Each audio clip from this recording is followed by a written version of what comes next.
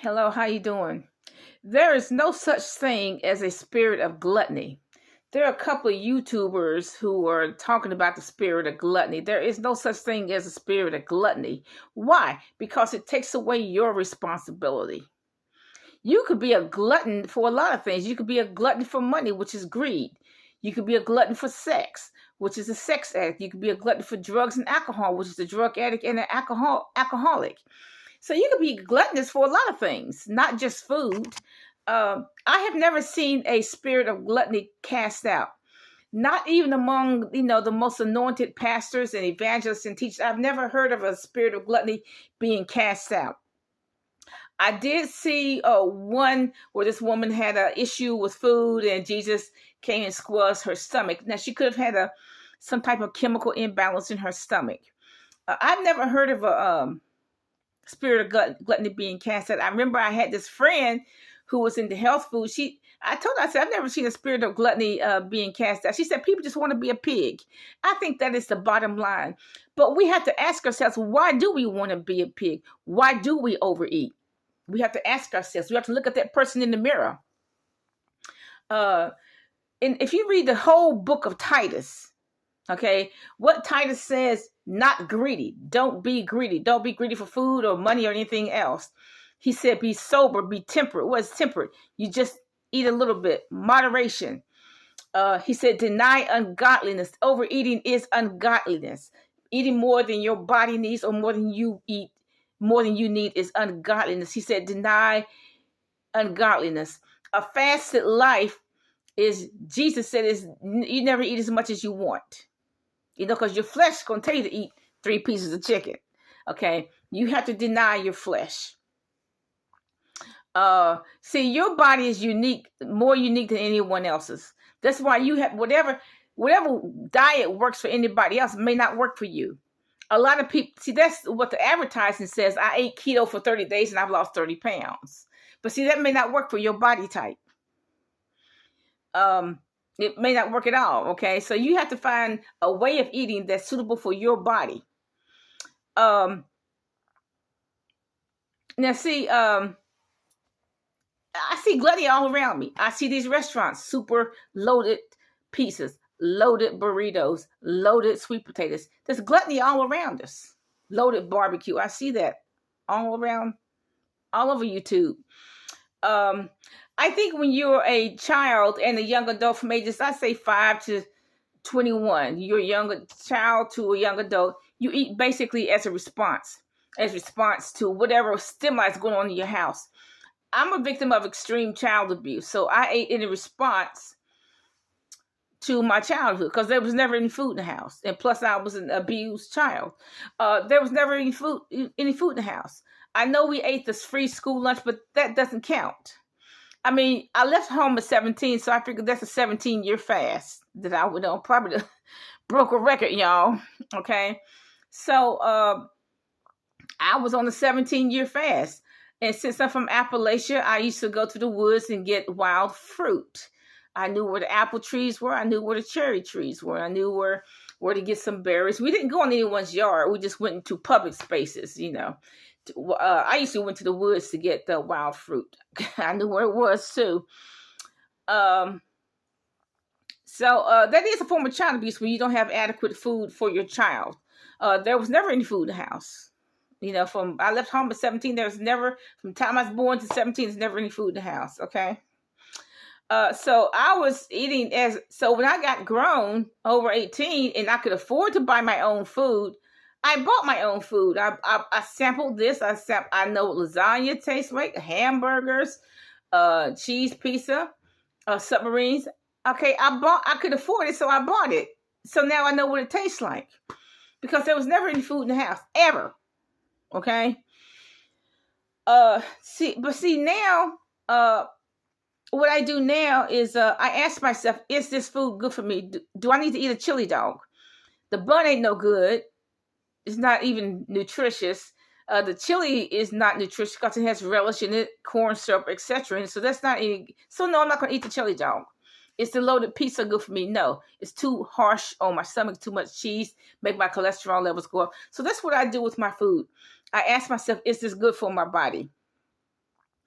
Um, Now, I've been studying health and nutrition for 30 years. I've also studied exercise physiology for 30 years.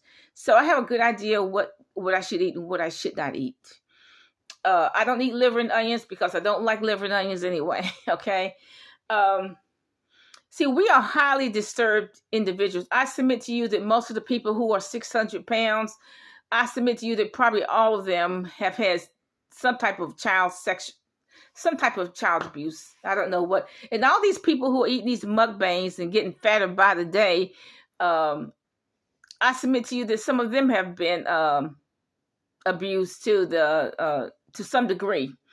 Uh, and what's going to happen is that eventually their body is going to give up. The body's just going to say, "Look, I can't stand this anymore. I can't stand these barbecued oxtails anymore."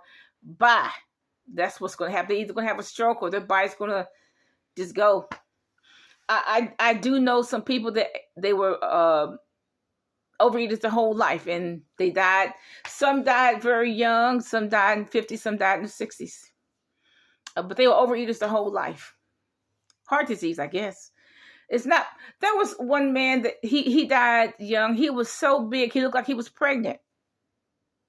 Always, I mean, go to the store getting all this chicken and fried chicken and stuff, and he died relatively young. Okay, I think his 40s, could have been 40s, maybe 30s.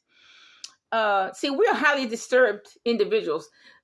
We are disturbed by all this child abuse that we suffered when we were young. I'm highly disturbed. I understand the 600-pound life people. I understand it's not food that they're addicted to. It's just they cannot process this child abuse, which I'm still having a hard time processing the child abuse. Joyce Meyer was abused when she was young. She's still processing it. Oprah Winfrey's still processing. It's a lifetime healing process to process child abuse. Why did it happen? Blah, blah, blah.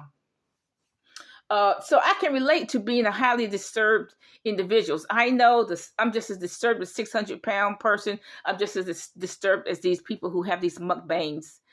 That's a disturbance. That's what that is, a disturbance. Now, I've always been into physical fitness. I was on a track team in high school. When in my college years, I walked everywhere. So and still throughout my adult life, I've walked, swam, or ran.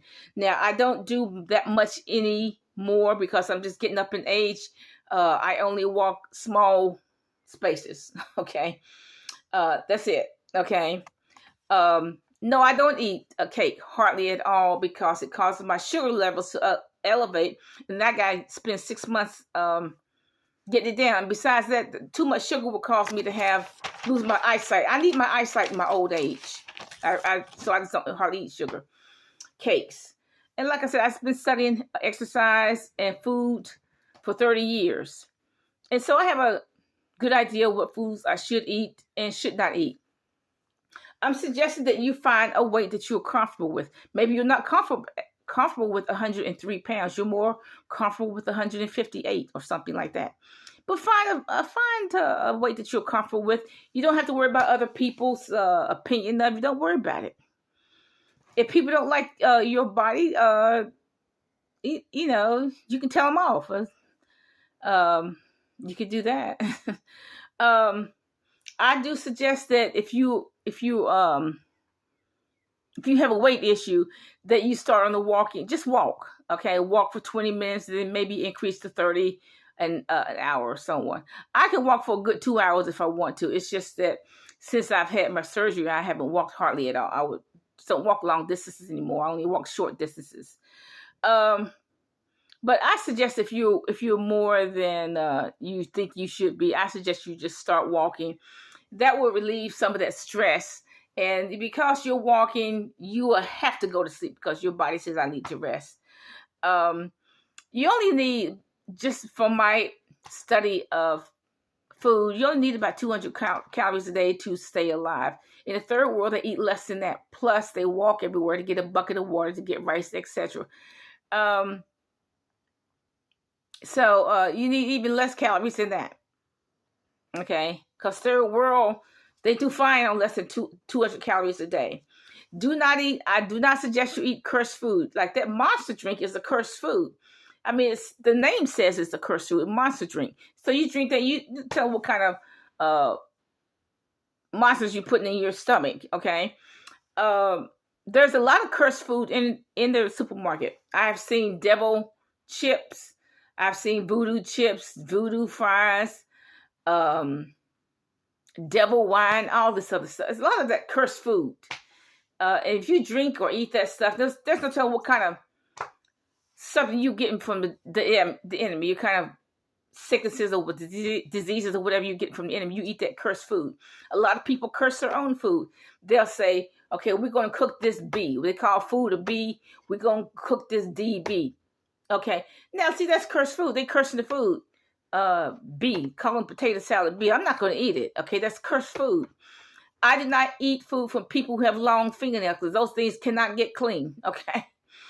I mean, I have issues. I got to clean mine every day. Okay. So when you have those long false nails, nasty long false nails, I'm not going to eat the food. Okay. I'm not. I don't eat food cooked by foreigners. I eat mostly American food, European food, or Canadian food. I just don't eat food cooked by foreigners. I do not see them washing their hands. I've seen them because I do observe them. I've seen them take their hand, wipe their nose, and that's it. No washing the hands, nothing. There are a few restaurants that serve dog, cats, and rats. I'm not eating a dog sandwich or a cat sandwich or a rat sandwich. Bye. Okay. And I just don't see a lot of people washing their hands. I mean, that's one of my issues. But there's no such thing as spirit of gluttony. There's no such thing. Okay, that's fallacy. They taking the responsibility off of you. The Bible says, "Be temperate in all things." In the Proverbs, it said, "Eat so much as is sufficient for you." Like this morning, I had this sweet potato dish that I make is sweet potatoes, apples, and pineapple. I bake it. It's very delicious with cinnamon. I had 2 bowls of that this morning, and that's all I'm going to eat. I don't need to eat anymore. I drink a lot of smoothies. I mean, I'd rather have smoothies than food, to tell the truth. I only eat a little bit of meat just so I can sleep at night, because meat does help me sleep at night. I like smoothies. I really do. It's easier on my stomach. It has so many nutrients. I put kale in it, raw cabbage, lettuce. I put all these delicious things in my smoothies, ginger, pineapple, and it's all raw. Okay, very delicious. I love smoothies. Very good for you. And so, like I said, there's no such thing as a spirit of gluttony. And I suggest you be temperate, just like the Bible says, be temperate in all things. Eat so much as sufficient for you. And study food. I submit to you that people who are gluttonous, whether they're doing mukbangs or whether they are 600 pounds, they don't know anything about food. A potato chip is not food. Your body does not recognize potato chips as food. Your body recognizes a whole apple as food. But it does not recognize anything that comes from the earth is food. Potato chips are not food. They're so high, not food. M&Ms are not food. Bye, y'all. Okay. Need I say more?